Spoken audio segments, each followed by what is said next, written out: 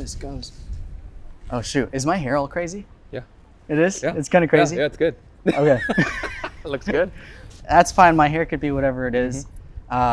So Mike, thank you for joining me today. Honestly, you're everywhere. You're everywhere.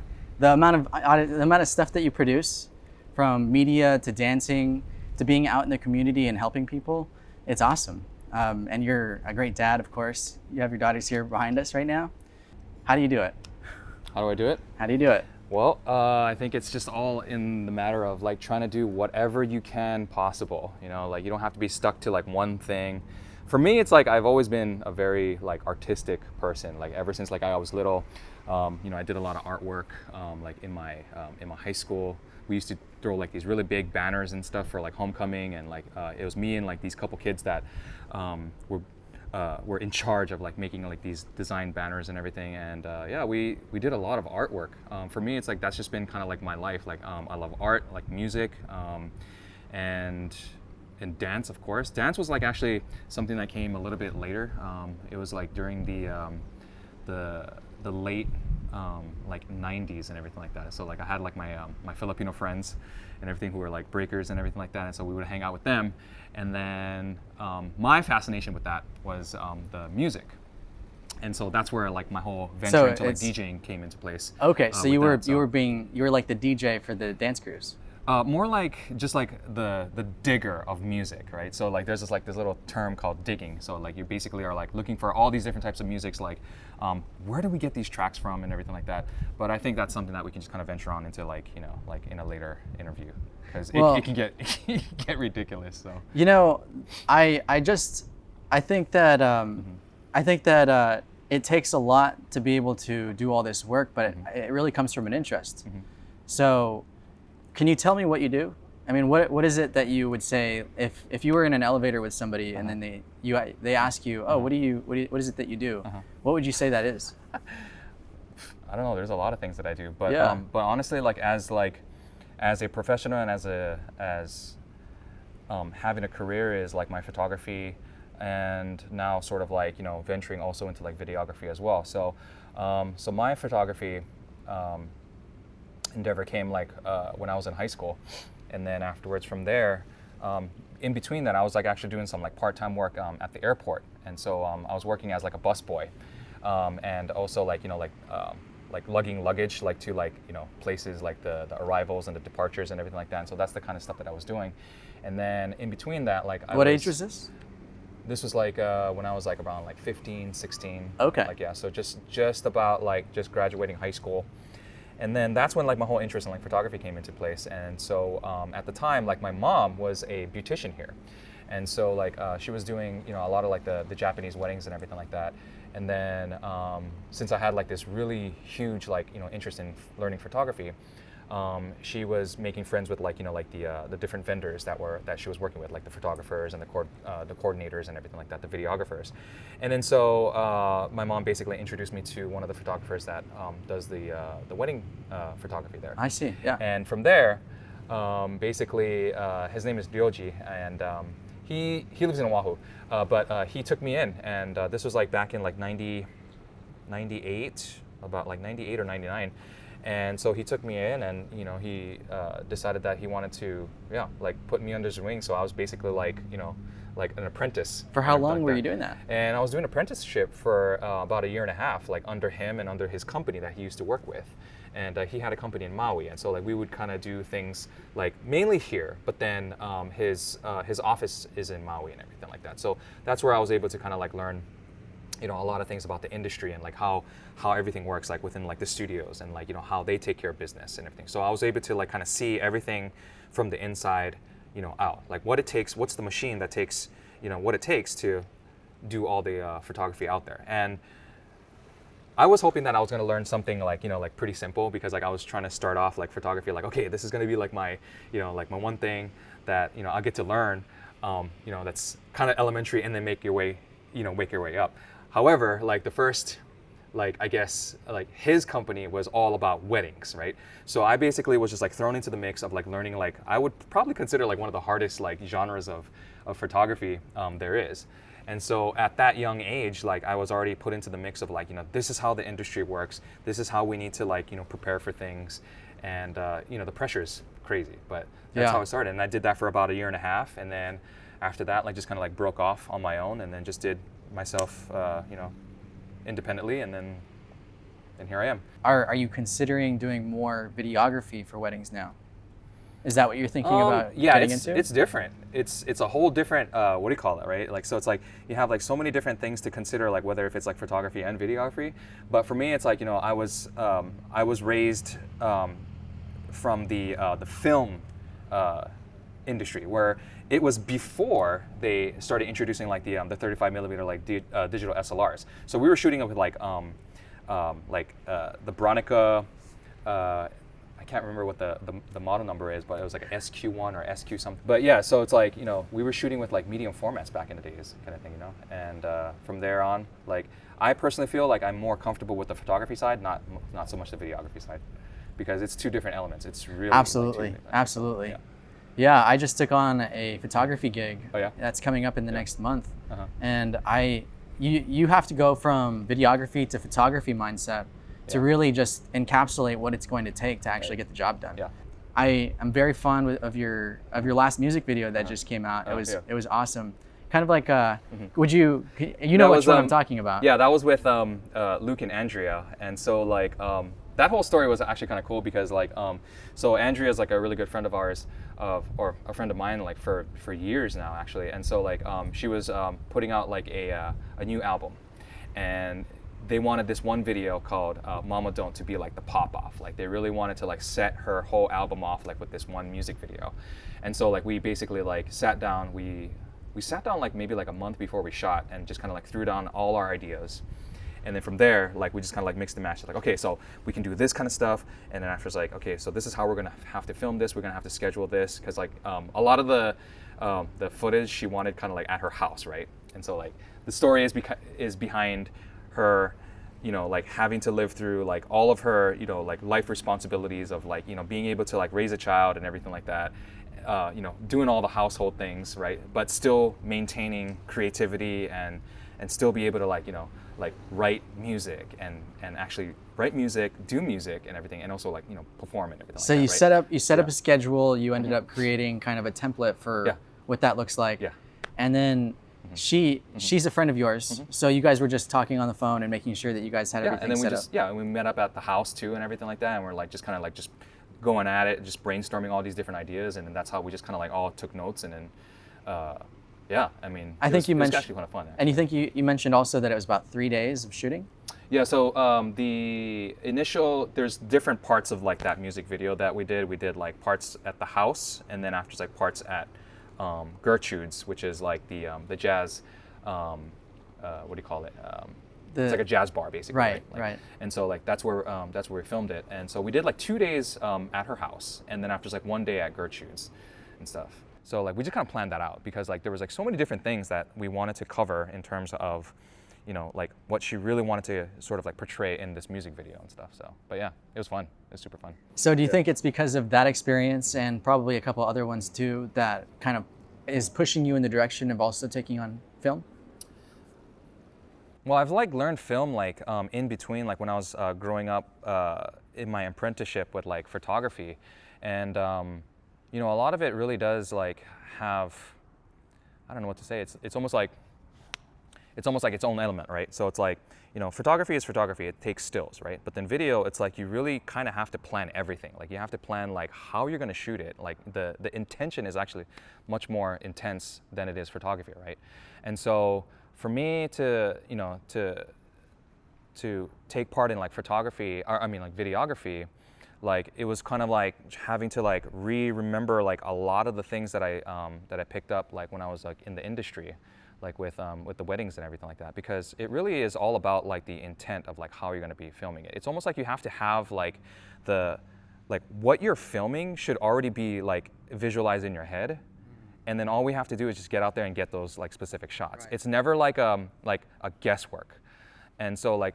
Even though like we're put in a position where it's like, like, hey, it's like completely, like out of our control and we have to kind of improvise. What about for weddings? I mean, is there guesswork?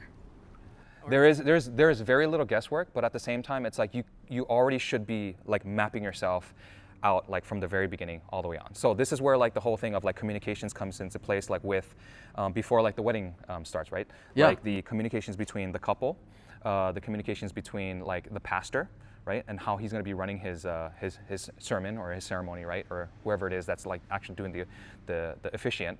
It's like it's always good to kind of like see like how they work and how they do it, kind of thing, right? And then of course you want to touch bases with the coordinators as well. When you touch bases with the coordinators, then they can tell you exactly like what happens like next after certain things, right? Like so if let's say you have like a rehearsal going on, then during the rehearsals, then the parents or whatever are stationed somewhere else, kind of like distant away or whatever it is, right? So there's these different elements that like especially when you're like doing a wedding, is to already have like like pre-communicated with everybody that you're going to be working with. So you got the videographer or like the photographer that you're working with, the pastor, the coordinators, even like the parents and stuff like that. Because like sometimes like the parents actually are like the coordinators themselves, right? So like they're the ones that kind of like help guide the group or guide whatever's next and everything like that. So you just have to get that done first. Once you get that done, then a lot of the work is already done for you. So you just kind of position yourself. Position yourself where you need to, right? Yeah, and then of course there's going to be like like elements of like surprise and everything like that, right? Like, oh yeah, like the the bride or somebody's late or oh, we need to change the venue or something like that, right? Or the weather is like bad or something like that, right? But then like that's like more like the improvisation that like we need to sort of like prepare for already. So it's like as much as like we can set things, but like be also flexible in like in flipping the script as well, right? But like once things get into the mode, it's like you will always like go back on that track of like, okay, I need to get this shot. I want to get it from this angle. I wanted to do this like sweeping, whatever it is, right? So Am I correct in saying that videography along with videography for weddings is kind of what you're also hoping for? Jobs that you want to take on, or is it a different part of videography? No, I think for me, like it's almost like if one person needs to do like one element, right? So it's like for me, it's like I'm more comfortable doing like photography and everything like that. So it's like with videography, it's like I've done other weddings and everything like that, but like it's really all about the preparation. Like it's so much more like involving than it is with photography. Because with photography, it's like you can sort of like map things and stage things and everything like that. I mean, as much as like videography can, but you can get away with so much more like with photography than videography is, kind of thing. So it's like, but for me, it's like I feel more comfortable with like photography, like especially with weddings. If it's like something else, then that's fine. Like I can do like, other stuff. But well, you did a great job with that music video. Thanks. Katie and I, when we were watching that, we were just dancing and jamming and on our lanai. It was awesome. We were having so much fun. We were like, whoa, oh my gosh, man, that's popping. Yeah, and actually we made a cameo too. Like, so it was me and my friend Joe Knox, and he's at the high school at Kelly, and he's a b-boy himself. And so like they wanted to have like some breakers and stuff like that in the video. And so like he was the only one available at the time. And so like we went, called him up, and afterwards like we just kind of like. It was me and Joe, like they were doing like the footwork and stuff like that. So yeah, it was pretty fun. On top of like having to like like direct and video the actual scene and everything like that. But yeah, that was super fun though. Well, since I've met you, I met you through my wife Katie, and you were and are a dance instructor. So you were doing dance instruction, and then you also were doing the DJing. And you also had cameras, 360 cameras, just like these weird cameras I've never seen before, just taking video of the whole thing to just doing events and live shoots of things. It just was one thing after another, like bam, bam, bam, bam. And then the way that you post online is also pretty cool too. But it just is, it's a very dynamic nature that you have. And you're also really speedy with things too. So let me just say one thing though. Yeah, sure, sure. So yeah, the whole thing with that is that I hear this from like a lot of people and stuff like that. Like it's all about like getting like the like the footage or like getting the content and stuff like that, right? However, it's like there's always like a very like common thing where like people just don't like the editing, right? It's like you have to like editing. Like you have to love editing just as you do like taking the footage out there. or maybe even more. That's all it is. Like the editing should be like number one. Like I'm sorry, but like that's just the way it is. That's for videography. Yeah, that's what videography is. So it's like once you like enjoy like editing, I know like how like dreading it can be because like there's so many different elements and things don't work out and everything. But if you don't have like the love for passion, editing, yeah. as much as like, you know, it sounds kind of weird to like maybe most people because, you know, it's kind of funny. Like a lot of people say like, it's like, oh my God, I hate editing and all this. But to tell you the truth, it's like, you know, like that's the number one thing that's like going to make you so much more efficient, like in everything, like in all the works, whether if it's like, you know, like whatever crap footage or whatever, like if you're able to find, you know, the means of being clever with your edits or like editing, then like you can make, you know, just that little clip work, you know, just enough so that like you can actually, you know. Yeah, like, sometimes it almost feels like it comes out of nowhere that a scene right, just works right. because you edit it properly. Right. So it's like it's really all about that process of like knowing like let's say like your software, knowing like the kind of looks. So it's almost like, you know, like how I mentioned before, it's like, you know, you already have sort of like this video played out already in, like in your head, and like how it's going to be edited, how it's going to be sort of like filmed and like, you know, put together. And once you do that, then all you got to do is just get all of that stuff that's mentally, you know, there, all those mental visuals, and then just kind of, you know, physically putting it onto the computer, and then after it's like, you know, just creating. So it's just kind of neat, you know, in a lot of ways. It's like your thoughts, and then after it's like your video, the video gear and everything like that is like basically like, you know, filming everything, like your complete visions of like, you know, what's in your head. Yeah. And then the computer is there to just kind of piece all that together, and after it's like, boom, you have like a physical, you know, like, representation. right, of like your thoughts kind of thing. So Exactly. Like, Yeah. So that's, to me, like the number one thing is the editing. So I would absolutely agree. Yeah. And one of the interesting parts of that is also having the outline, which is in collaboration with the person you're creating it for. Oh yeah, yeah. And that means that you have to actually have the vision of that person so fluid inside of your mind, or so just you just know acute. It's very acute. You know exactly what they want, to the degree that you will be able to then put that outline into a practical sense where they're going to say, "That's what I was looking for." Right. Yeah. And so that also comes with a lot of like, you know, communicating is like with your, you know, like with the person that you're doing the project with, right? So whether if it's like with like Andrea or Luke or something, like, you know, it's really, you know, you guys put everything on the table. Everything on the table, all the thoughts, and even on my end too, because like, you know, we both really want to try to like respect each other's, you know, like artistic values, right? So you got like, you know, the music, right? And then after it's like, you know, my artistic values of like putting together like, you know, the video, because like it's totally different. People think like on average, right? Like, you know, a videographer has like the keys to everything, right? Like how to make it look super cool or super dope or whatever it is, right? But no, that's not actually the case, right? It's almost like it's whoever you're working with has to meet you halfway in order for you to achieve that, you know, what do you call it? Like have that footage. Yeah. So it's like if they're not meeting you halfway, creative freedom. If they're not meeting you halfway, or like if they're not providing you with like the content that you want to try to like, you know, like get, then the whole project is kind of like iffy, like on both parts, right? Yeah. So it's like on them and even on my part, it's like, you know, we should have shot it like this, or like, you know, maybe we could have added more energy of this. So we wanted to make sure that like, you know, that both of our creative, you know, like visuals and stuff like that are respected, and after it's like make note that like, you know, on the videography side, it's like this is what it takes to get that scene kind of thing, right? So in a lot of ways, it's like, you know, it can be organic, but then like it, like most of the time, like it needs to be kind of like staged, right? Staged in like certain like feels, certain angles, of course. And right. Like and then, you know, like even like the lighting, the expression, is lighting too, and also like the expressions that you want to try to, you know, like portray in video and stuff like that. You kind of have to like act a little, right?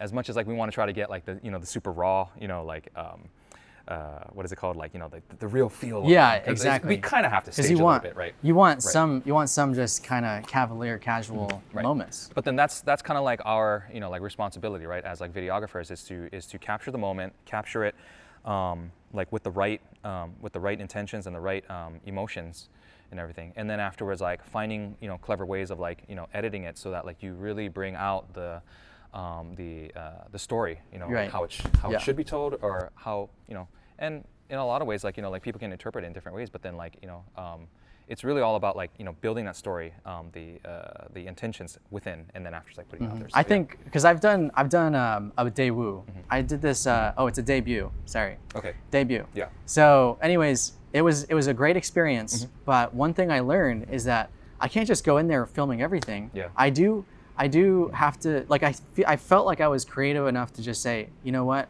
I'm going to be able to build something so awesome. However, that's going to take 100 hours in post-production if you have no idea what direction you really want to take. Right.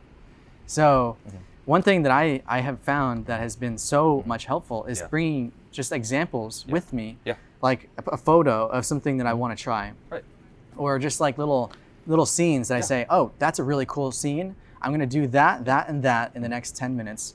I'm going to capture that, and then we're going to move on to this next thing. Yeah. That's always been the easiest way to do it. You elaborate and get better with the things that you know. Right. And then you say, all right, I'll be creative and then try something else too. Yeah, totally. It's really all about like, because like there's so many different resources that you can get, photos and videos and stuff like that, and get ideas on like how you want to film and everything like that, right?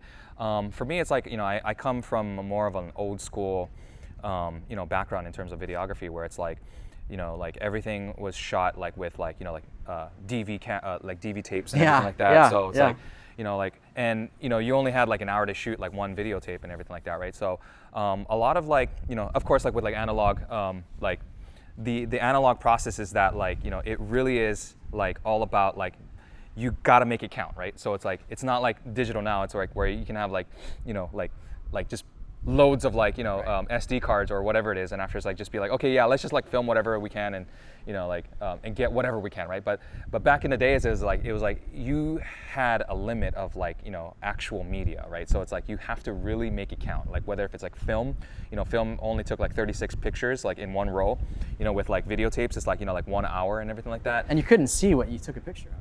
Well, back then, right? So it's like it's really all about like the intent that like it's like I'm gonna reserve and like plan out, like these shots, even if it was like videography, that like this is the snapshot that I'm gonna take, like if it's like a stock footage, right? Like I'll take 10 seconds of this, 10 seconds of this, and then it's like everything is like completely mapped out. It's never guesswork. No. It's almost like so a lot of it like is really all about like like already like preparing kind of thing, like for the shoot. So that's something that like not many people are really like they don't really realize that like it takes a lot of like planning like in the background. Well, yeah, you can't just be a solo person kind of doing this on your own and being awkward in every step, saying, I could just be a solo wolf doing this project because I'm really good at it. Yeah. Even the cockiest guy who's doing this on his own will break his back before, and I mean, even if he does it perfectly, it would be so much easier if he just was able to operate with other people. And one thing is for certain is that you're taking pictures of people. Yeah. And one thing is for certain is really like the ability to like to work with people is like number one.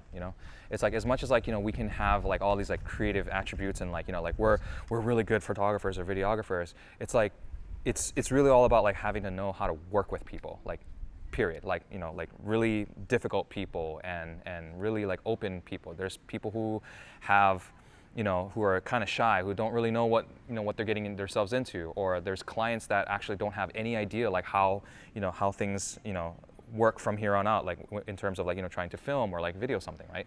So it's like it's really all about like getting to know like who you're working with, like as much as like we might have like a style, like like a look that we want. It's like it's always good to sort of like conform to like what your client or what your like let's say like the people you're working with around is, just to be flexible in that way. And I think that's like that's one thing that that can help you become a much better like overall like videographer or photographer kind of thing, right? So because like what Aaron mentioned is that like there's some dudes out there who just think that like they're just like I got all the gear and I got the look and everything, and I got I got the style and everything like that, right? But then it's like if you don't know how to work with people, then it's like then it's difficult. Like you kind of set yourself off of like, okay, like maybe like you're only you're making it harder for niche. yourself. Yeah, you're only reaching out to like a specific crowd of people, which is fine. But I tend to think about it like this. It's like when you're walking on a path and you don't talk to the people that are around you, you lose that ability to actually have a wider version of reality. Yeah. And then whenever you are just narrowed in on that thing, the people around you could have told you that there was a car coming, and you could have gotten hit. So I mean, it's really that way, and sometimes it's to the point where you have like toilet paper on your foot, and you're just so concentrated on being in your own space that everybody else around you, who might care about you, might say, "Oh man, that guy, I wish I could tell him, but he's just in his own head right now that he's got some toilet paper on his foot." Yeah. It's that crazy. Yeah. Anyways, I wanted to switch it up and then also kind of go along with your point before of kind of working with people. There was a shoot that Katie had you on. You were filming in studio of a bunch of dancers, and in studio you were going around with a gimbal, and you had the camera going up, and then one of the dancers kicked the camera, and the thing just went spinning. The camera went spinning, and I just remember you being on the ground laughing so hard, and that I think is just the kind of energy that you bring to the table with everything that you do, as far as I've known you, and that's really cool. I think that it can be so stressful to be in this industry, especially whenever it comes to kind of finding work and to be on set with whatever it is that you're doing. But is that how you kind of go about your kind of mindset whenever you walk into a job? Yeah. So I guess like because like I've been doing wedding photography for 20 years, it's like you kind of get desensitized to like so much emotions and like like so many different things that could go wrong and everything like that, and plus like I've actually like experienced a lot of that, right? So it's like, yes, things will definitely go wrong. I mean, that's just like number one. It's just like you plan for the best, or you actually hope for the best, but you plan for the worst, right? So that's number one, like straight up. I mean, especially with like weddings. So a lot of the stuff that I do with like other shoots and stuff like that is super breezy for me, right? Because it's like there's not even that pressure of like like a wedding, kind of thing. So it's like so a lot of the stuff that I'm doing is like super easy. I see. So well, here I am in the same shoe, like, oh my gosh, I'm nervous. That's because I'm still more of like a beginner whenever it comes to any videography with dancers. But just you smiling made me feel so much easier in that situation. I mean, like as much as like your gear can get like kicked or something, or like get knocked over kind of thing. I mean, that's just the way it is. When you have like dancers like that just kind of like moving back and forth, and you're super close and everything like that, like there's something that's gonna bound to happen. But like to me, it's like I feel like that's actually kind of funny, like, in a way. So So, but for me, it's like that's the one thing is that when you are the photographer like on set, whether if you're doing like a wedding or anything, it's like you have the responsibility of having like a composure like all the way through, right? So it's like as much as it can be stressful, like doing like certain types of shoots, right? It's really all about your composure and holding that composure. Like when you do that, then it makes everybody else a lot more like like at ease, right? Because nobody wants to see like a frustrated or a nervous photographer on set kind of thing, because what happens is like that creates like a sort of like a like an environment where like everybody else is like, dude, is this guy gonna be okay kind of thing? And it's like, or maybe we should stop because it looks like the photographer or the videographer is having a hard time kind of thing, right? So in a lot of ways it's like that like forms a whole nother sort of like feel to it, right? So in a lot of ways, like we have like the utmost responsibility of like being like energetically there, energetically, right? And also being like cool, calm, and collective, and at the same time being very like directive and authoritative in like what we need to do, and to be able to make everybody else like feel comfortable like in the environment that they're in, right? So I have a question for you. And this is something that comes up as a performer, and I'm sure. But when you kind of like lead up to an event, and then you have that day, and it takes so much energy for you. Are we talking about like me hosting an event, or like or like being part of an event? So like if you were that too, like I mean I've hosted events for right, you do it all, the b-boy community and stuff like that, and that's a lot of work too. So actually let's get to that in a second, but I think it's really a dynamic nature of kind of your emotional state. So the next day after you've had a performance, if you were doing b-boying, and then for videography or photography, you have such a high that comes off of it. Do you ever have like the next day an emotional toll that makes you feel like, oh man, that was so much fun, or nothing like that? No, because that happens with performers sometimes whenever they've practiced so long, and then they just it kind of leads up to the next day and they say, man, that was so awesome. Well, to be honest with you, it's like like preparing for a wedding is like a performance. It really is. Like like actually like planning, like you set the date, or we set the date that we're going to do the wedding and everything like that, and it is definitely like a performance, like all in itself, right? Because like you're there to document this huge like event for specific people, right? And you want it to like you want to perform your best, right? Yeah. And so, and for somebody like me, like I've been working with the wedding industry, with the Japanese market, and that's huge. I mean, like the Japanese market here is like is unreal. Is that also on the Big Island? Yeah. So in the heydays, okay, like in the heydays, like I would see anywhere between like 15 or 16 weddings a month.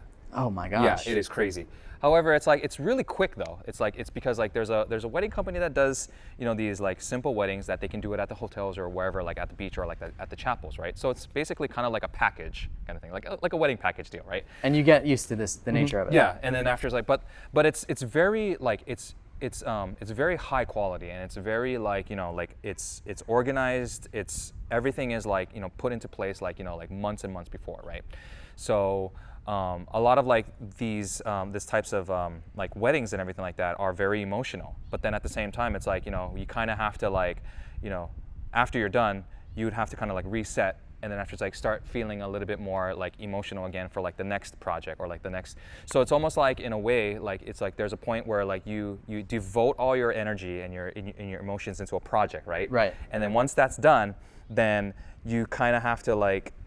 For me, it's like I've got used to sort of like like shaving that off. So it's like a modality in life. Yeah, and then from there, like once you shave that off, then that's like you can actually have a little bit more time to really like what is it called? It's sort of like immersing yourself into like the next project and the next emotional like right. performance as you will, right? So if you have like all these like different weddings or like these different what is it called like projects, yeah, lined up, then that's the most important thing is to devote yourself into the emotion of the project, right? Or like the drive, like you immerse in yourself. So there's actually like a few things that I've shot like music videos for like some friends, like some dancer friends, like from Hilo and everything. And so that was like kind of like my one thing is that like in between having to do like all these editings of like weddings or whatnot, it's like I still had to like really immerse myself in like filming like a music video kind of thing, right? So you take the time to like listen to like the choreographer's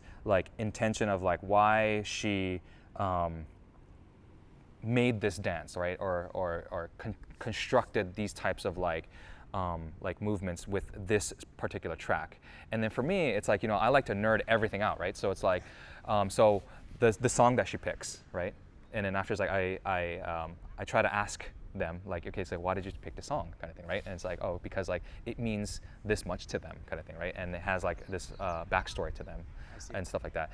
And then from there, what I do is like I analyze the song, and then I listen to the song enough so that like I have now already like learned the lyrics to it, and that I can sing it on my own kind of thing, right? Yeah. Even if it's not like really like my genre and stuff like that, but then like that's one thing that I would immerse myself into, right?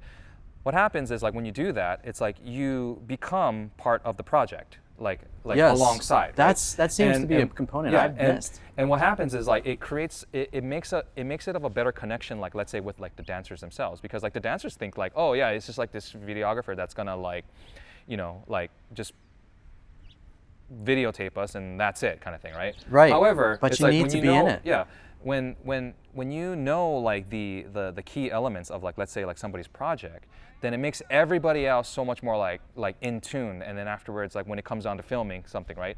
Like you can easily be like, okay, boom. So this part of the lyrics where he sings this part, like let's see if we can kind of like bring this up a little bit more and bring more emotions into it, or exactly where you can like re-cue certain cuts, like if you need to like shoot it again or something like that, right? Right. And so that's one thing that I always like to do is to be also involved in like the project within it, right? So it's like not only from like the videographer side of it, but then like for like the dancers, it's like they've already immersed like like the choreographer's like movements into it, right? So it's also my responsibility to sort of like immerse myself in knowing the choreography as well, because it makes it it's easier for you to know exactly where like some of these dance move needs to be in like lyrically, right? So a lot of these things like come into place, and it's really all about knowing like, you know, what you're getting into. So once you know it as well as like the dancers and the choreographers, and then also like you know, like the teacher. That sounds like a lot of preparation in the sense of the choreography itself. Oh yeah. Do you ask them for just edit or pre-taken footage? Yeah. So what you do is like you can either have them like send you like a draft of like, you know, what they've been working with, and then that way like you can visually see it's like, okay, so these this is how it looks, this is how it sounds. And after, like, from there, like, that's when you start really getting into like, okay, so this is where I can start filming it like this, or, but it's really all about like understanding the project at hand. And once you do, then it's like it makes you that much of a better like videographer, and you have a better chance of like working with them like much more smoothly. So yeah.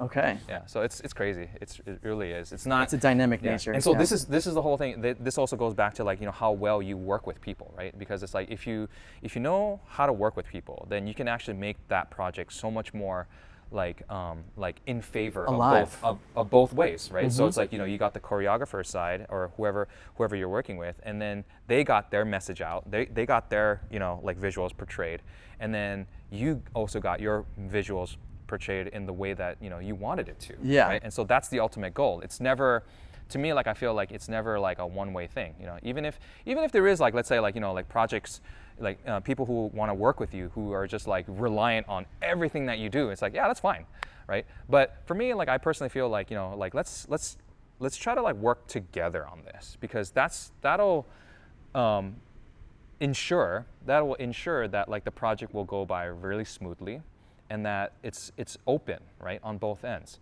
So it's like either way, it's like, you know, you'll start to develop like a stronger relationship like over time, right? Yeah, you know, actually I've noticed that even with videography for like dancing, I would see some of the feelings of like, there's a little bit of dread having a videographer there filming it, because it's almost like imposing of an additional nature that, I mean, almost feels like it's like a broken leg.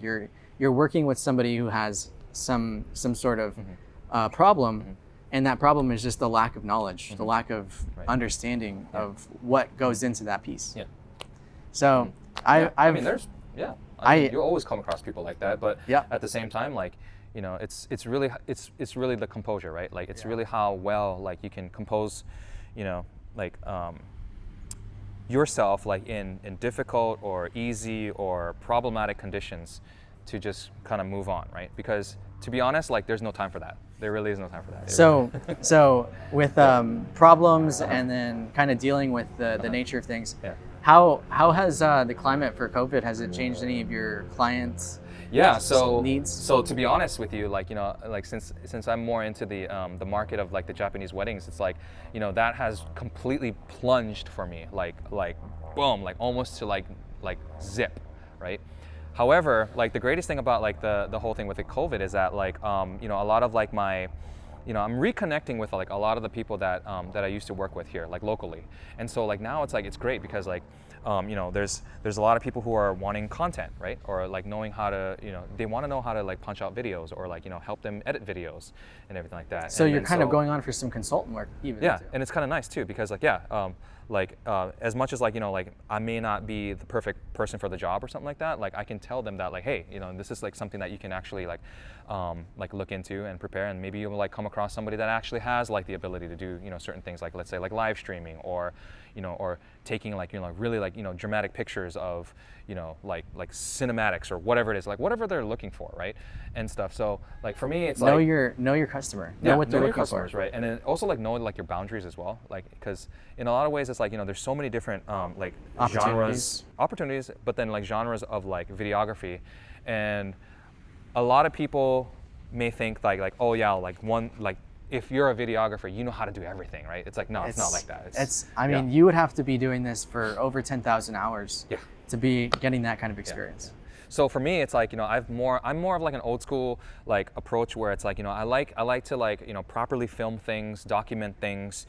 I'm not really into like too much of like, like cinematics and everything like that, like, like super dramatic, like, like high bokeh shots and everything like that. I mean, that's cool and everything like that. But for me, it's like, it was really more about the importance of like, like properly documenting any kind of event and stuff like that. So, and that's why, like I was fortunate enough, and it was an honor for me to like actually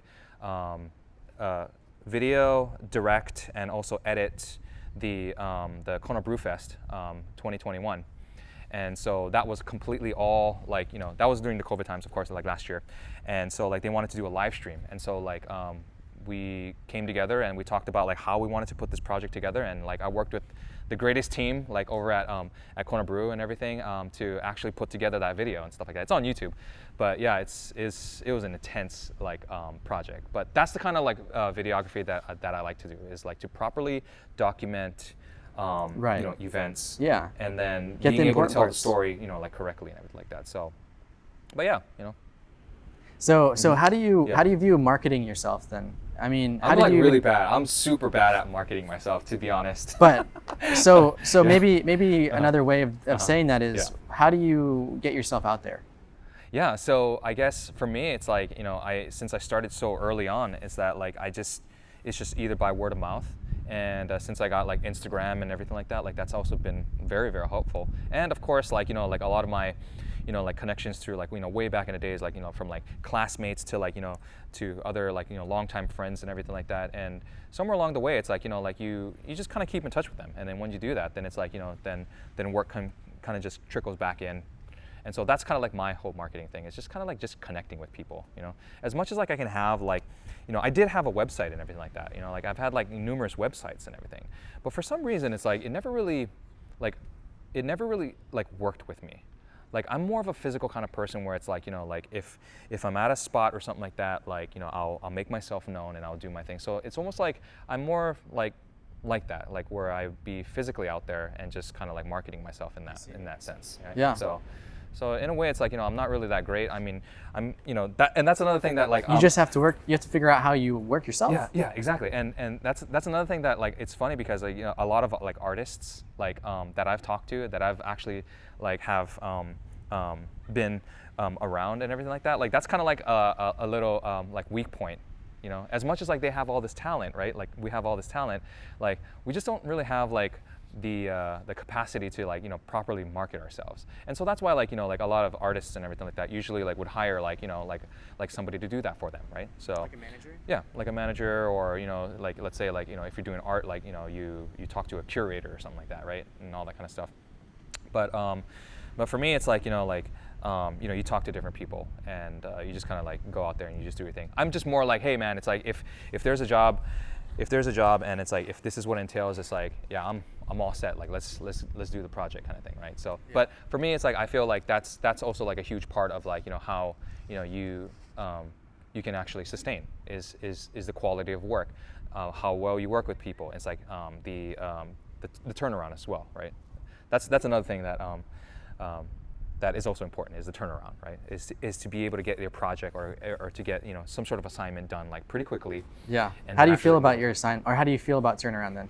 Yeah, turnarounds are pretty good. Like for me, it's like I usually try to like knock it out like as quickly as possible. Like whatever time that I have to work on it, then because one thing is for certain is that like a lot of people like say that like, oh yeah, there's this whole stereotype of like, like, oh shoot, it's like, like I probably won't see my project for another 3 months or something like that, or like, like a couple months or something like that, after the shoot, right? But for me, it's like that's the one thing that I really want to try to like avoid, because as much as like we were motivated to do this project at the time, like we're still on that high a little bit, right?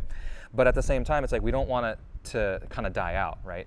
And so the momentum, the energy. So for me, it's like it's important to also create a lot of drafts, So and that's actually really cool. So it's like, let's say like if you took part in like a music video, okay, and after it's like you filmed it, and after it's like you're trying to piece all together like all the different elements to the project and everything like that, and then instead of like working all like like on it like from beginning to end, what you do, or what I do, is I create like drafts, like little rough drafts, just so that like I can give the client or like, you know, whoever, you know, project manager that I'm working with, like what it looks like what it physically looks like. You know, this is what the project is going to look like, and this is like how the editing process is going to be like. And then from there, like we do a back and forth and get feedback. Can you elaborate on what that looks like, the drafts? Yeah, so the drafts is basically like kind of like a rough outline or like a rough edit of like what the project is going to look like in the final stages. You mean in just like a segment? You choose a segment and you're working on that? No, just like actually like, so if you have like, let's say like a music video or something like that, right? Like you can just work like maybe like half of like the music video, right? You work with like half of the music video, and then from there, like you just kind of give them like a look and be like, hey, this is what it's going to look like, kind of thing, right? And then after, like from there, it's like, because one thing is for certain is that like with any kind of project, like people would like the people that you know that you're working with like wants to see the actual product, right, before it gets out. Right. Regardless, okay, that's just the way that it is. And so like it's, to me, like I feel like it's important to actually put out some sort of like, you know, like a rough draft that's, you know, like nicely edited, but not, you know, not smooth at all or whatever it is, right? But just to give them an idea that like this is like the way that the editing process is heading. And so like from there on, you get the feedback from, you know, from the people that you work with, and then from there, like you actually construct a way better, you know, video towards the end, you know. Because what happens is like when you're so embedded in like, you know, editing a project, it's like it's only you, right? It's only you that's trying to get the product out. And then you might overdo it. You might actually overwork it. Right. And then so in a lot of ways, it's like, you know, having to stop and then trying to like get feedback from like, let's say like the people that you're working with is always a really good refresher. And they always appreciate it because it's like they get to see it. And then from there, like, because they have sort of like a different like intent or like, you know, like look that they want to have as well, right? So like you incorporate that as well, like into your mix. Once you incorporate that into the mix, then it makes that much of a better product because like they're super happy with it.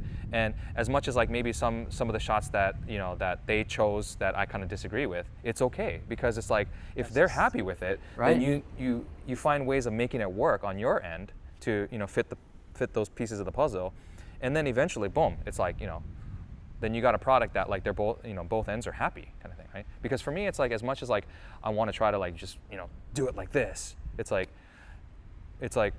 you're kind of already cutting off like so much more resources that could definitely help in the process of, you know, building a better video. I'm sure this is going to help some of the viewers out there because I'm wondering as well. Once you get something that you feel like, oh man, I got to show this to them, show it to them. Yeah, that's what you're saying. Yep, exactly. Okay. Yeah. Even if you get the feedback of like, I don't really like this look or whatever, that's fine. That's okay, you know, because it's like that's where like you can actually start to really like, you know, tap into like, okay, so break it down. Where did they want to go with this, and like where do you want to go with this as well, right? And then of course you set your own boundaries and you set like, you know, your own limits on like, okay, so this is how we filmed it and everything like that, and this is like the material that we have. They're gonna, you know, sometimes like, you know, clients and say like, oh, can we see like other, you know, like other angles or other, you know, other footages and stuff, other cuts and stuff like that, and you're like, yeah, sure. And so like in a lot of ways, it's like, you know, the editing process has to have some sort of like relationship or intervention with whoever you're working with. Once you do that, then they feel a lot more connected with the work, and they feel a lot more like invested in the work as well, right? Because like they did what they could, and then we shot what we could, right? But at the same time, like we also want to like portray ourselves like the best, you know, in the footage, exactly, and how we caught that footage, right? So that's great because like, you know, we tend to like not see it in each other's, you know, visions, right? Because it's like, you know, even as a dancer, it's like even though like you could film somebody like doing like this incredible, you know, dance moves, right? Like it looks incredible on footage, but then like to the dancer, they're like, oh my God, I did so much mistakes on here. We can't tell, right? Sometimes we can't just tell like what's going on. And so like, even though we think that's beautiful, it's like the dancer itself is like critiquing herself or whoever that was on there saying that, oh my God, like that was like not even the right part of the choreo that I did. you know. Yeah. So that's the most important thing, is to see it from a different perspective as well, and that can actually improve a lot more, because it's not necessarily just like the style like you put together, but it's also that, like, you know, the viewers themselves also are very diverse, you know. Right, like right. they're looking for different things. Like in the video, it's like they're looking for, you know, like, oh, how you shot it, or like, oh, I wonder what lens they shot it with, or like, you know, or they're looking at like the quality of the dance, or like the, you know, the music video, or like the actual music that's playing on there, the singing, right? So like one video reaches out to like a whole diversity of people that we all sort of kind of have to like consider, like when we're doing the editing process, right? So can we switch it up and then start talking about maybe a little bit about your history with dance and how you brought that to the community as well? Yeah. Because I know diversity is a big thing. Yeah. Is there a diverse music or dance community in the area? Yeah, totally. I mean, for me, it's like, you know, when I started getting into breaking, is that, like, you know, it was with the music. I didn't start breaking until like way later, because like I was so immersed. I immersed myself into the DJ scene, like in the hip hop DJing thing, with like scratching and mixing and everything like that.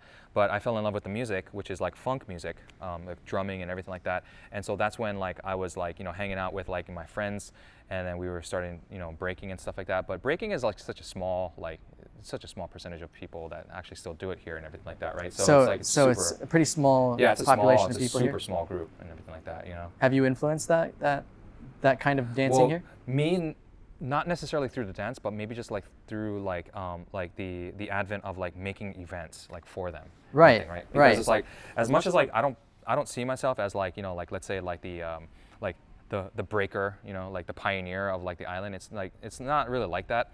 Like, it's just more like, you know, like a whole bunch of, you know, my friends got together and we decided that like, hey, we should actually like start throwing events like for the community, you know. Because as much as like we can be doing all this, or like going to like events, like why don't we just like throw events like specifically for like the dancers, you know, for like the breakers. And that was like back in like 2008. And that's something that wasn't happening before that? Yeah, no, there was events that were happening before then, but then like it was just like there was like a stagnant, like almost like a stagnant period, where it's like there were all these events happening, like, you know, like in the mid 90s and everything, and then all of a sudden, like, you know, come towards like, you know, it started like slowing down a little bit, you know, like the scene started changing a little bit. And then after, it's like, you know, like a lot of the people, a lot of the older folks and everything like that just kind of like retired, and, you know, like, and there was really no like much events happening. I mean, of course, like there were like events a lot, like, you know, in Oahu or whatever, but in other places. But here it was like, it was kind of dead at one point. And so like we decided that, like, you know, like we got together and like we should start like throwing these events and stuff like that, you know, like just on our own, and, you know, like whatever we can make do with and everything. And so yeah. And the rest is history from there, you know. So you were really a big part of the that dance culture, in the sense that you were just trying to bring people together to dance. Yeah, and also like you know, organizing it as well. Because like I think that's the one thing that, like, you know, we're as much as like hip hop is, it's like, you know, it's not, I can say like there's like a lot of organized like professional people, right? But the majority of the people are like not really like organized and everything like that. So it's like that's for me, it's like that was like kind of like my strong point, was like to organize, you know, like how we're gonna like, you know, conduct the event and make it clear to everybody that, like, you know, like this is how we're gonna be going for it with this event, and like this is what it entails, and this is, you know, this is how we're gonna run it and everything. So like I was kind of like more on that side of it, kind of thing. So, and then there's also like a lot of people who, you know, have done really great work, and they've definitely helped and supported the events and everything like that, which I'm like super grateful for, you know, because like if it wasn't for like the very people that were still doing, you know, like the the elements and everything like that, then, you know, then what's the point of like, you know, really having to organize like, you know, like a lot of these events and stuff like that, right? So it's basically the support of like, you know, a lot of the old school people that came out and they saw what we were doing, and then after, it's like they were like, yo, like let us know, like, you know, what you got going and stuff like that, so we can support you. Oh, that's awesome. So, yeah. Do you do anything similar to that in this time and decade now? Let's say that like we started doing heavy events and stuff like that, like from like 2010 and on and everything. So, and then did it for about, yeah, I guess I did it for about like 10 years and everything. And then once I started getting kids, and that's when like I really started to like hold back, and I was like, okay, like this is when I was like, like telling everybody that like, like I don't see myself doing, like these types of events, or like, like hosting a lot of these stuff, like community events for my lifetime. So it's like, like don't rely on me to like, try to like, push out any kind of events and stuff like that, right? However, it's like I'll support you like 100%. Like if you got like an event, or like if you're going to organize something, then it's like, then I could totally help you out and like tell you exactly how to run things. And so it's great because like, like I was able to meet up with a lot of people from Kona and then from Hilo that were, were trying to do their events and stuff like that. And so like I would help them out. Like I would go there and like, be either like a DJ for them, or like, like hook them up with some trophies and like some prize money and, that kind of thing. Awesome. So it's like, you just kind of like give back to the very people that helped you in your events, like when you hosted it. And now the very people that were part of the events are now hosting their events. And so like, it's only automatic that like you kind of help them, like get to where, they want to do, and get. And that sounds like a culture in itself. Yeah, and then you kind of like just kind of grow them so that like they're used to knowing, or they have the knowledge to like hold, events like this, like, safely with everybody, and to make it fun, right? Because everybody has their own way of like, throwing parties, right? So like, I just want them to like, throw the parties right, so. Yeah. Wow. Yeah. So there's that influence, but would you say, it sounds to me like that's how you're really finding, you found your community based on just your lifestyle. Yeah. I'm interested in the dance. I want to influence the dance community. These are my people. I also am finding people through the work that I do. So, I mean, it's everywhere. Yeah. But would you say that the passion is what's driving you to kind of getting connected with people? Yeah. It's just passion in general? Yeah, just passion in general. Just like, so, like I'm not good at like just one thing, right? Yeah. I'm just good at like many things. And I would highly recommend that to anybody, as much as like, hey, yeah, like, you know how to dance, or you know how to DJ, or you know how to do photography, or whatever, or you know how to do art. It's like, it's always good to sort of like do a lot of things and do it good, do it well. And once that happens, then that's going to actually help you become, like, to me, like it has helped me open up so much different opportunities, and like regardless of it just only being like, me being a photographer or a videographer. It's like, you get to do art, you get to do like, you get to paint murals or something, you get to, DJ at certain places, you get to do like custom things or whatever, like it's neat. And that's how, like, for me, it's like, I like to be like in the midst of people. And now here's the thing. Okay. I would say people like to niche themselves down to a degree that makes it kind of like an impediment. Yeah. But you're saying to kind of diversify yourself into the interests that you have. Yeah. So do you ever have a problem with that and saying, you know what, I really need to hunker down and really focus on this, or I really need to just be more diverse? It's in my nature. Yeah. I have to just give into my nature. Yeah. No, yeah, totally. Because it's like, if one thing is not working for you, then just do something else, and just try something else. And for me, it's like, it's always been like a battle, like, because it's like, for me, it's like, when I get into something, like I get really into it, and like I totally immerse myself in, like, let's say like one thing, or like one genre, or one culture, or one thing, right?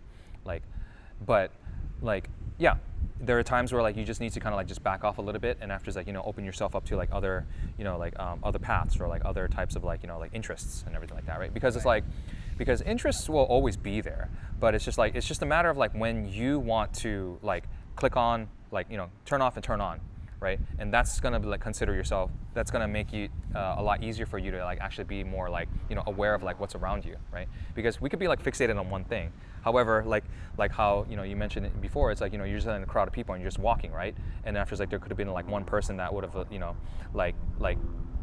spotted you for like some sort of danger, right? So just being able to like kind of like walk and then stop and just like look around, that's enough for you to like be like, oh snap, it's like, oh, that's kind of cool. Like I get to, I see this path, or like, oh, I see this person. That's, so yeah, it's like you kind of like open yourself up to like, so many different opportunities, and after it's like, but it all comes within, right? It's like, it's really all about you being able to just do your thing, but at the same time, you're gonna have to stop a little bit and just kind of like look around and then just kind of keep going, or just literally like whenever you have that ability that like you feel like you're kind of, like having like a break, like a block, yeah, or like a period of time where like you're just not growing, then it's okay to just kind of like step back, and then just be like look around and just be like, huh, like I'll go this way, I'll go that way, kind of thing, and then just like sparks new, like new interests. Yeah, and it's funny because I hear this kind of story a lot where people say, you know what, this wasn't working for me, so I ended up choosing this next path, and it led me to this, and then this. But it's not until you tune in with that inner thought that says, this isn't working. Yeah. This new thing is going to be taking over for a little bit, and I'm going to establish this new connection there. But it's funny because a lot of us won't listen to that. Right. I would say that people will continue to drive and drive and drive through something until the point where they realize, I'm halfway through this book and I'm not even reading it. Yeah.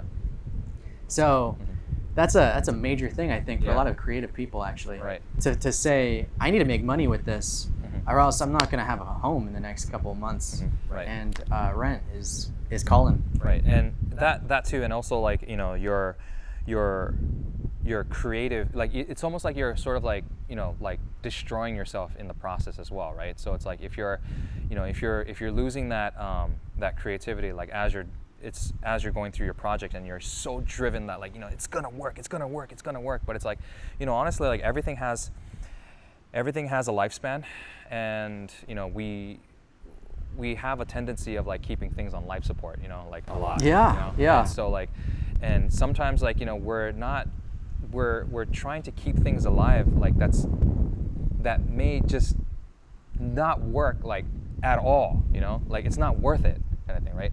But at the same time, it's like we have to also consider that like the energies of the universe as well, because it's like everything is temporary, everything is literally temporary. Everything has a beginning. So the whole thing with the cycle of life, right? It's like there's the birth, and then there's like the growth, and then there's the maintenance, and then there's the death. There's like the destruction, right? So it's the whole process of of the universe, where it's like like you create something, right? And after, it's like you create it to the best of your ability, but it comes to a point where it's like you can no longer create anymore. Instead, like you have to venture into maintaining and maintenance mode, kind of thing, right? So this is where like we're trying to like keep it alive, or like trying to do as much as we can to.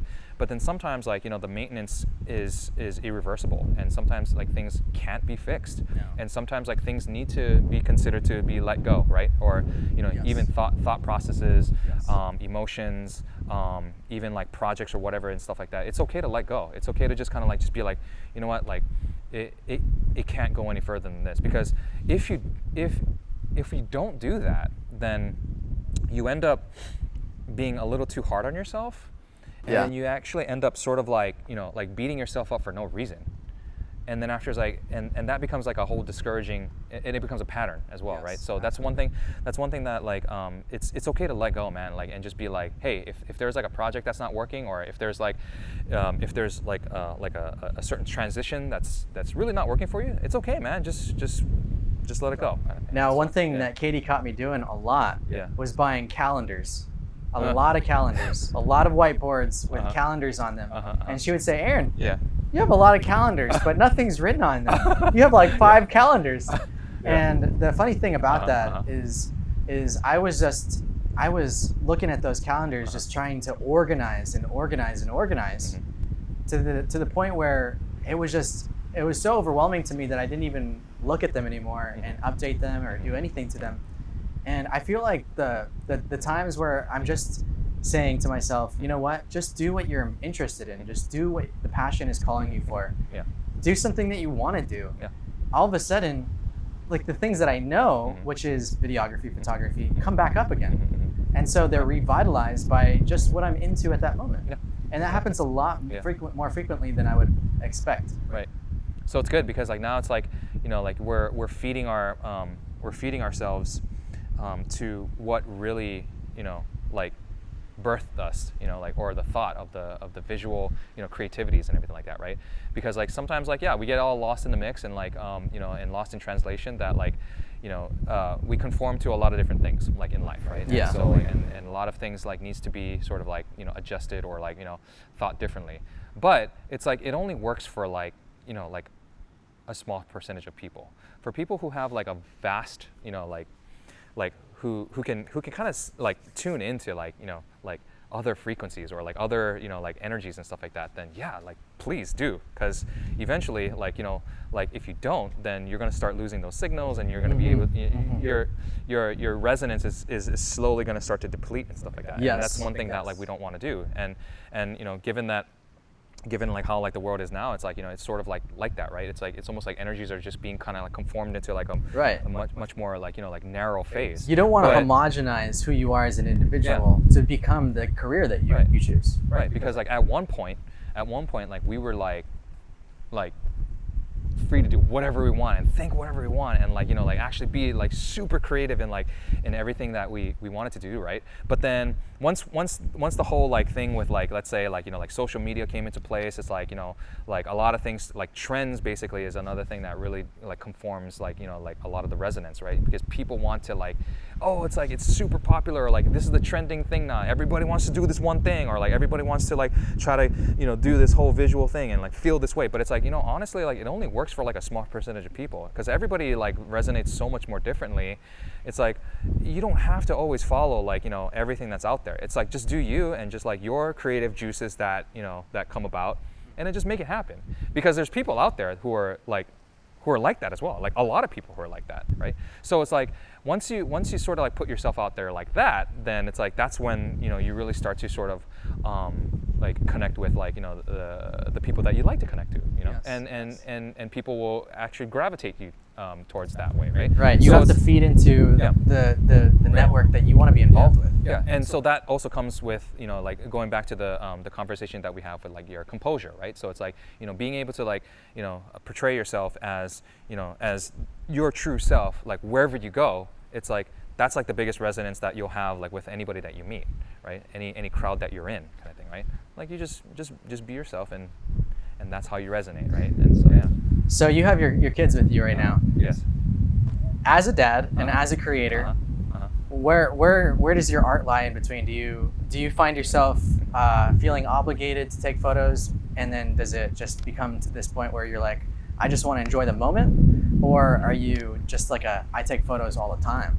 No, not at all. I mean, it's just like I'm not always like taking pictures or video and stuff like that, which I like to do and everything like that, right? But no, there are times where like you just don't need to have like a camera with you or like a video or anything. You just live in the moment, and you just like because I guess that's the one thing that like is most important, is like the for me is the physical relationship to have with like like especially with your kids, right? As much as like we can have like so much like like tabs and like cameras or whatever that they can just kind of do things and everything like that. It's just like the ability to just kind of like be like physical with them, like just person to person, human to human, kind of thing. Like just to have that interaction is like the greatest thing. So as much as like we're wanting to film us doing everything, it's like sometimes we have to just kind of put it down and just live the moment, like, and it feels great, Now on that note, we're on the Big Island, and it's a beautiful place. Have you traveled outside of the islands? Yeah. So well, I've been to Japan for vacation and also with family, and also like my wife is from Washington, and so like we travel to Washington on a yearly basis, and I've been to all the other islands except for Molokai. So okay. I've been to Maui, been to Kauai, and also Oahu and everything, but that's about it. But yeah, like, and also been to like Las Vegas and like like the West Coast and everything like that. The ninth island and all that kind of stuff. I know, right? All the other locals are there too, so it's like, but anyways. Hey, I see you. Hey. But yeah, it's like so yeah, I've been to other places, but what is it with the Big Island that you love so much? So I guess the one thing about like living here is that like my family was actually living in Oahu like all their lives, and it was like due to my dad's like work transfer that we had to move over here at the Big Island. And that was like around like like 1988 and everything like that. So I was still like in elementary school at the time. But one thing that I've learned about like just living here on the island is that I like a lot of history, and I like I'm kind of like fascinated by a lot of like like relics and artifacts and that kind of stuff, right?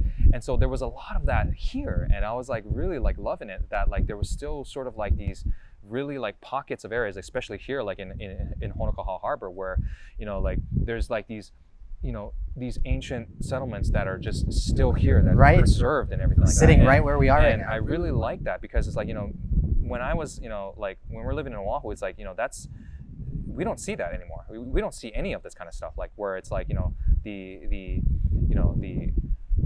the ancient life that was here, like that there was like settlements here, there was actually like culture, ancient civilization and culture and everything, the Hawaiian culture here. And so like to me, like I like that, and I like the fact that like the Big Island is still very relatively country in a lot of ways. There's still a lot of nature. There's so many different like geographies as well. I mean, like there's snow up in the mountains. There's snow, right? There's snow. There's rainforest. There's like beach. There's like like kind of like deserted areas of like Hawaii and everything like that. And it's really cool because like you have like so many different diversities of like landscape and everything like that. And the fact that like the Big Island just has that like is one thing that like I guess like a lot of like for me is like is to be one and to be in tune with nature straight up. Like that's like one thing that I really enjoy, like being here on the islands. I see a lot of your drone footage out along the beaches, and it's amazing. And I just look at it saying, wow, I can't believe that I was there and I didn't even know it looked like that. I just still like the really like low, like slow pace that the Big Island still has. I mean, when I moved over here in '88 and everything like that, like I mean, it was so slow that I was just like, what the heck? It's like there's nothing going on here. I mean, I was flipping out like literally, like I was flipping out when we first moved to like my auntie and uncle's house. Like they had like a coffee. They had like a coffee farm and everything like that, right? And we were driving on this road. It was just like one lane. It was like a one-lane road, and like there was like grass growing in the middle, right? And I was flipping out. Like that's how I was like kind of, I guess, like it just kind of goes to show you like when you live in Oahu, like in a city, it's like you don't see any of that kind of stuff. Now, is that where you were born? Yeah, on Oahu. In Oahu, yeah. Right. And so like when I see this type of like, what the heck, but then to them it's normal. It's like that's when you really start to like, you have to sort of like readjust yourself and be like, okay, like we have to live a little slower here. We have to live a little more, and live a little more conscious, like with your behavior as well, and also with like connecting with like everybody else around you. And I could imagine that that's probably where your mentality or your just push to try and add culture to this island came from. Yeah, because to me, like I feel like the beauty is all here, and one thing is for certain is that like there's certain reasons why like people want to come to the islands.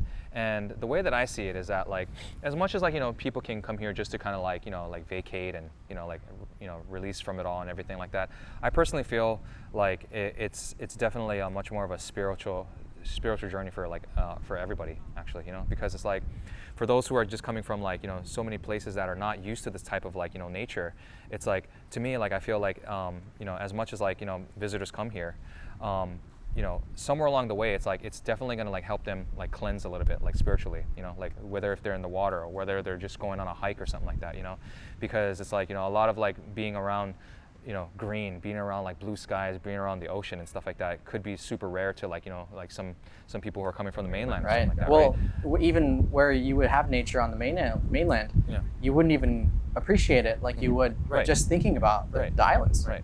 And so like for somebody like me that's been living here, it's like some people would say like, oh yeah, like you just get used to it and stuff like that, and it's just like nothing. But to be honest with you, I've never got used to it. It's like I've always been like super appreciative with like everything that we have here, like in terms of like the sands and like the breezes and the skies and the snow and everything like that. And of course we have like the the volcano and stuff like that, right? So it's like all of this, it's like everything is alive, and like we should all just be like alive with it and just like coexist with it. That's all it is. As much as like like there's there's a lot of controversies, like just kind of like real talk and stuff like that of like people saying like how like we can't have like too much people visiting here and stuff like that. I understand that, like I totally understand that. However, it's like somewhere along the way, like I think about it in a more of a spiritual sense that like like it like people need to sort of like be in the the experience. be in the midst of all of this, to just kind of like find themselves and like find, you know, like some sort of clarity, you know. It's so funny because that's the way I kind of ended up here on the islands. Yeah. Is just needing the experience. I said, Right. I'm going to give myself a certain amount of time. Mm-hmm. I'm going to go to Hawaii, Mm-hmm. and I never left. Mm-hmm. And a lot of it is in a lot of my thought process is that I actually don't want to go back to the mainland Mm-hmm. because there is a completely Mm-hmm. different world that I created for myself here. Right. And I feel like the way that time moves here is even different. Mm-hmm. And that for me is kind of what I needed. I needed more time Yeah. to slow down Right. because I felt like everything was moving so fast, especially with having to navigate a career. Mm-hmm. Here, I just feel like I'm trying to figure it out every day, Yeah. and it's okay. Yeah. And that's okay. Yeah, no, totally. Because it's like, you know, like to a lot of people, it's like it's really all about like finding their resonance, you know. Because one thing is for certain is that like we're living in a world, or like the way that I see it is that like, you know, we tend to always want to be in control of everything, you know. Like we're just like a controlling species. I mean, that's just the way that it is. We want to try to like, you know, like do certain things, be certain things, or like, you know, like we're always like having to be in control of like every aspect of our life. But then we tend to always forget that like there is the unpredictability of anything happening like without your control, right? And so that's one thing that like for me, like I feel like is sort of like hindering a lot of like, you know, like the true feeling of like being human is not to be in so much control, but to also accept like the good and the bad equally. Like that's just the way that it is. Like for me, it's like, you know, that's how I've pretty much like lived my life. Like, you know, even just like living here, it's like, you know, you tend to see like a lot of the good and the bad, and then also like, you know, you tend to see a lot in people like the good and the bad, right? However, it's like, you know, it's to me like I feel like it is the yin yang process, right? It's like, you know, there's a little good, you know, in bad, but there's a little bad in every good. But then it's like they all need to be here and they need to all coexist so that like, you know, there is a certain type of balance, Right. and an understanding. Because like, you know, we don't want to always think that like good people are always going to be good and bad people are always going to be bad. It's like, no, there's always going to be a way where it's going to flip at some point.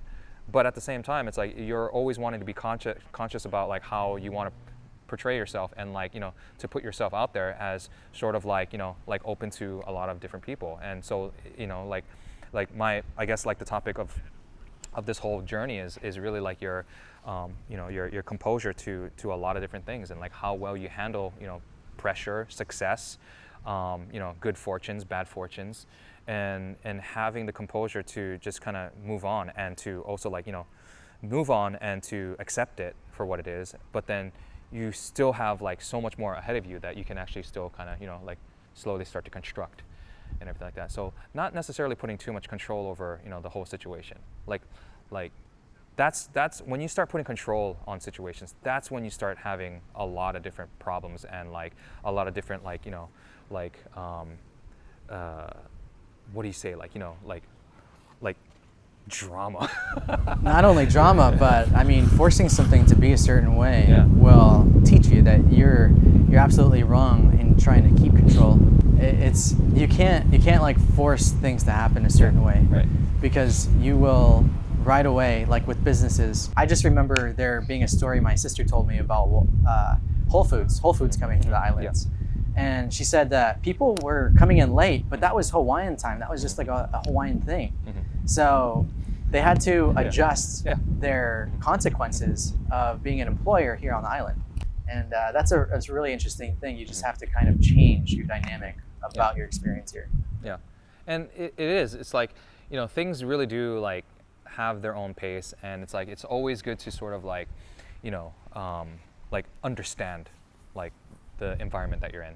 Once you understand the environment that you're in, then it's like then you're able to just, you know, be about your business, but at the same time like you're just completely, you know, like just appreciating and also respecting everything, you know, everything that you're partaking. Right, Whether if right. it's like the path that you're taking here on the island, you're never really like, you know, like trying to like overpower, or you're not trying to like overcome like certain Right, types right. of like, Yeah. you know, like existing energies that was already here. It's just Yes. almost just like, you know, just being a part of it, and also appreciating it, and also like adapting and conforming, not conforming, but then it's just more like adapting to like the. It's like being a conduit. Yeah, exactly, right. like you just kind of blend in, and after it's like you just mind your own business and you just kind of like do your thing, and then just like mingle with, you know, with the very people that we're living in. We're just like living on this island here, you know. It's like it's really I say like it's really like wasteful to just only be selfish for yourself, like just being here, you know, because it's like everybody here is always sort of like looking out for each other, and everybody here is like, you know, is wanting to kind of like know what everybody else is doing, kind of thing, which is kind of cool, you know. So it's like, so in a lot of ways it's like, you know, like just keep, you know, just pressing on and just do the island lifestyle. The funny thing is that you mentioned like people want to know what people are doing. It is so true. I mean, this island, I can't go past like Mamalahoa Highway without thinking, oh, I wonder what Joe is up to. I wonder what this person's up to. Yeah, exactly. But I mean, maybe this is where this series came from, because it feels to me like there's so much of a want to know. Like, why are you here? How did this happen? Like, there's so much of that curiosity that comes about people's stories, especially here, because it just makes you feel like, I mean, well, how did we become connected? It's such a small place. I'm sure your friends are friends with me. Right. And we're all doing similar things, but such a small little community makes relevance so much more just in your face. And I mean, the people that you don't realize are very caring of you, have invested just a heart for you already. And you didn't even realize it. And I think that's the most truest and most authentic way of like, you know, really getting to like connect with people, you know, because it's like, as much as like we can have like our cell phones or whatever, like to just kind of like connect and like, you know, contact people, I think, you know, the one thing that really is to me like valuable is the ability to do this, is where like we can like sit down and actually have like a physical conversation, because like this is where I feel is where like, you know, like everything just gets like put off to the side, and it's like, you know, like I'm gonna be real, you know, to Aaron, you know, and that's all it is, right? It's like, you know, I don't need to hide anything. I don't need to like, you know, I don't need to boast anything. I don't need to like, you know, be somebody else, right? It's like, it's almost like, you know, when you're like with a person, it's like, you know, like let's just talk story. Let's just like, you know, like just share whatever it is. And the funny thing is, it's like, that's like the one thing that I hold dear, you know, like over my whole lifetime, is that like, you know, we have,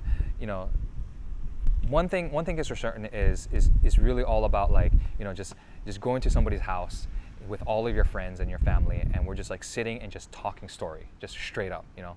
And like, to me, like, I really love that culture, you know, like about like, you know, the whole talk story sessions and everything like that. Like, you know, we all just get together, and like, you know, at the times, like, you know, even during high school, like, you know, we just like go kick it at somebody's house, have some beers, and we're just talking, you know, we have like some music playing in the background. We can be silly and everything like that, but it's just like, it comes a point where like we're just like sitting down and just like talking for hours and hours and hours. Now you know what? I mean, honestly, I'd say that's a culture that's probably getting lost so fast. Just talking story, and I mean, I don't know to what degree that really means, because I didn't grow up here, but in California, I mean, I remember just having hangout sessions with friends, and we would be sitting around a table, but even some of that wouldn't be as just dynamic as you would hope.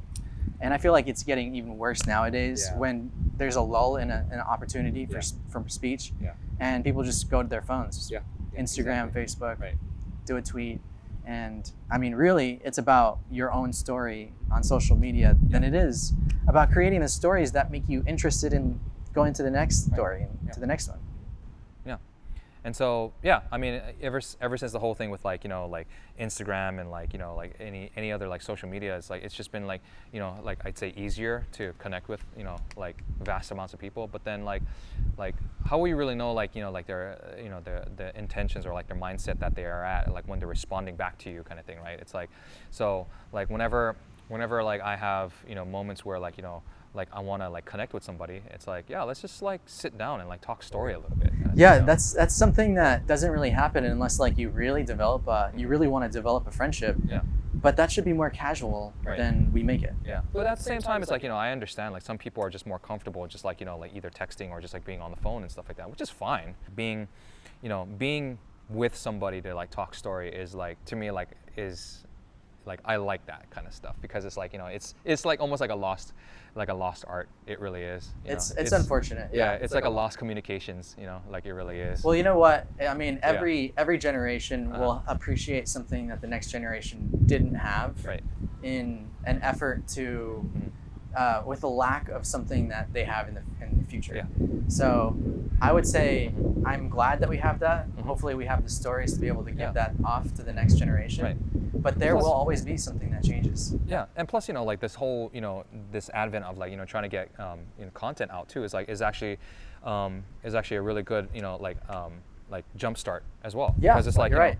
Because like now we can, you know, have like this nice little like, you know, this authentic talk story that could be like seen, you know, through like a vaster audience kind of thing, right? Otherwise, like it would just be like, you know, just me and Aaron on the beach, just like, you know, just ranted about stuff, right? Yeah, kind of thing. yeah. And then like the conversation would just be like amongst us, and after it's like, you know, we just like move on kind of thing, right? Right. But hopefully you would have some progression out of it. Yeah, and plus, you know, that's another thing too, right? It's like it's really all about the tools that we have, that, you know, and how we use them is definitely going to be like the way of like, you know, progressing on as like, you know, as the next, you know, like as the next phase, as the next like, you know, thing for humankind, as you will, right? Right. So, and whatever stage that's going to happen. I mean, we're literally weeks away from 2022, and who knows what that's going to be like. Yeah, exactly.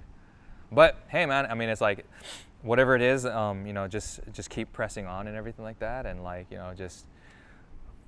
I don't know what to say, man. You just do whatever. Just do anything, man. Just do anything. Yeah. Do everything. Be passionate. And like, honestly, yeah. I was walking over here just before this shoot, thinking, you know what? What is bringing me to this table right now? It's that I want to have a conversation. That I really care to actually listen to these stories, and I also care about my art form of videography, photography, and this is what I want to do. This is the kind of content that I want to create. Yeah. So I mean, that's cool. Actually. Yeah. It's not easy to do, but you know, like just keep doing it. You know? Yeah, I mean, just do the things that you're passionate about. Yeah, exactly. And then you learn as you go, basically, right? Yeah. Because I think otherwise like, you're forcing it. Yeah. And I really like it because it's like, you know, because of the, you know, the availability of like, you know, being able to, you know, have gear like this, and now the gear is becoming more and more like, you know, available to like, you know, just like the everyday people, which is great because it's like it's easier now for us to really craft, you know, like our content, really craft like our visuals and everything like that, as opposed to like back in the days, it's like, you know, you really had to like work for some sort of productions company, or like, you know, like an actual company, like a corporation, right? Like, or some sort of like company that's already been established and everything like that, and learn their ways. The products weren't out there yet. Yeah, right. So it's like, you know, whatever it is, like the cameras and, you know, all of their rigs and everything like that were like all, you know, like industry. We had to, we had to actually like, that was like where I was coming from, right? So a lot of this stuff is great because like it's compact. It's like you can just bring whatever you want and after like get the content out. And at the same time, it's like we're educating ourselves as well, right? Absolutely. Yeah. But yeah, it's all really in the, you know, in the tools and like how well you use it, and after like having the responsibility of like, you know, like putting out, you know, like just good, you know, chill quality content. It's like that's all it is. You know? Well, I thank you, Mike, for giving me the chance to be able to sit down with you and hear your story and talk story, and also talk industry, which is great too, because I mean, it doesn't only help me, it helps other people who are also wanting passionately to kind of endeavor for the next step. Right. And what that looks like is a lot of what you've already given us the story for. So thank you so much for giving us the time. Yep. As always, man. Yeah. Yep. All right. Thanks, Aaron. Yeah. Aaron's doing his thing, man. Until next time. Yep. See ya.